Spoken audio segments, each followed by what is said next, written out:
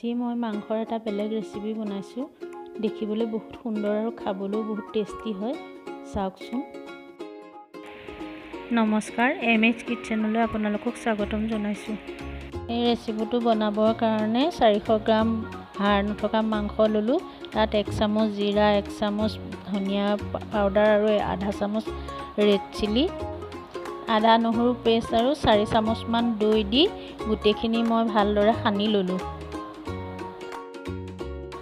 ইয়াতে মই 1 চামুচ হালধি দিলোঁ আৰু সোৱাদ অনুযায়ী নিমখ দিছোঁ। আৰু তাৰপিছত মই ইয়াতে আৰু নেমু অকণমান চেপি দি অলপ আকৌ ভালদৰে সানি দিছোঁ। এতিয়া মই কেৰাহীত 2 চামুচমান বাটাৰ দিলোঁ। বাটাৰখিনি গলি যোৱালৈকে মাংসখিনি ভালদৰে সানি আছোঁ। এতিয়া মোৰ বাটাৰখিনি হৈ গৈছে। ইয়াতে এপিচ এপিচকৈ মাংস দি যাম যাতে লাগি নধৰে। লাহে লাহে অলপ অলপ লৰাই থাকিম। ল' ফ্লেমত দি এইখিনি লাহে লাহে এপিচ এপিচকৈ দি ভাজি থাকিম।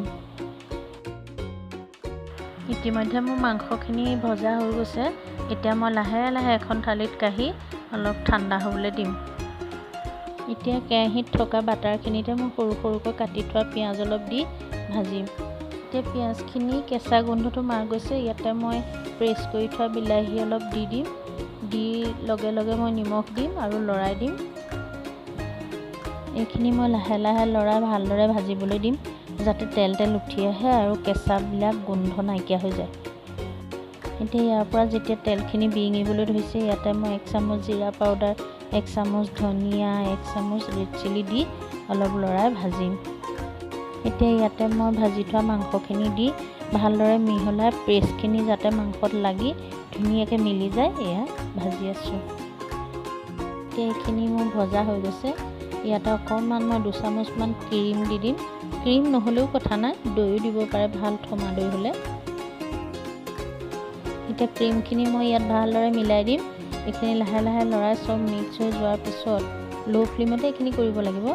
ধুনীয়া গোন্ধ আৰু কালাৰ উঠি আহিছে।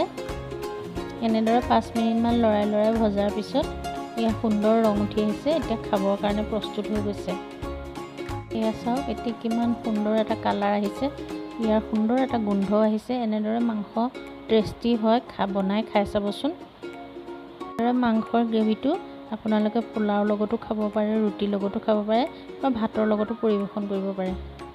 আপোনালোকে যদি মোৰ আজি ৰেচিপিটো চাই ভাল পালে অনুগ্ৰহ কৰি লাইক, শ্বেয়াৰ আৰু ছাবস্ক্ৰাইব কৰিব।